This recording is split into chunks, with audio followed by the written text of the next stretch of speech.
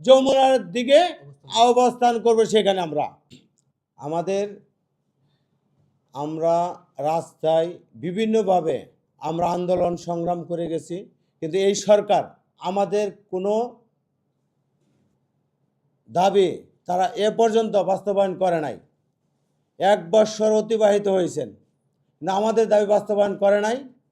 তাই আমরা সেই দাবিটা, যেহেতু আমাদের সাধারণ সম্পাদক সাহেব এখানে উল্লেখ করেছেন আমাদের চার দফা দাবি, সেই দাবি উপস্থাপন করছি। সেই দাবির ওইদিকে আমি যাব। দৈনিক মজুরি ভিত্তিক নিয়োজিত কর্মচারীদের নিয়োগ দিতে হবে সেখানে, যেখানে শূন্যপদ আছে।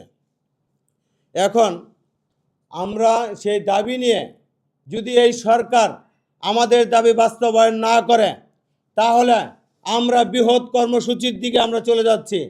আমরা অনেক চেষ্টা করেছি সরকারের দ্বারে যাওয়ার জন্য এবং আমাদের দাবি বাস্তবায়ন করার জন্য।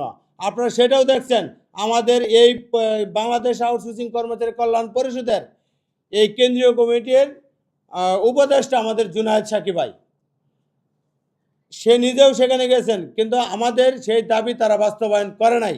তাই সেই দাবি বাস্তবায়ন না করার কারণে আমরা সেই আন্দোলনের দিকে যাচ্ছি। আমাদের আন্দোলন আগামী যমুনার দিকে অবস্থান করবে সেখানে তাই আমাদের এই বিক্ষোভ সমাবেশ আগামী 11 অক্টোবর রোজ শনিবার সকাল 9টায় প্রেস ক্লাব টু যমুনা।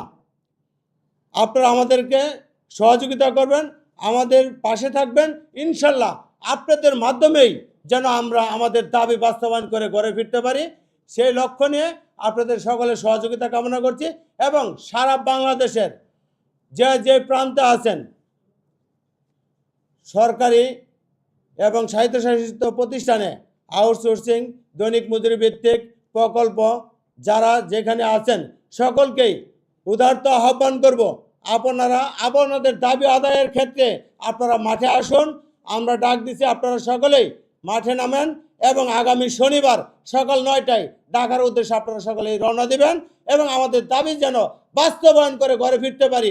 যদি কিনা সেখানে কোনো সরকারের পক্ষ থেকে আমাদের উপরে কোনো আক্রমণ আসে, সেই আক্রমণ আমরা মাথা পেতে নেব, তবু আমাদের দাবি বাস্তবায়ন করে আমরা ঘরে ফিরবো।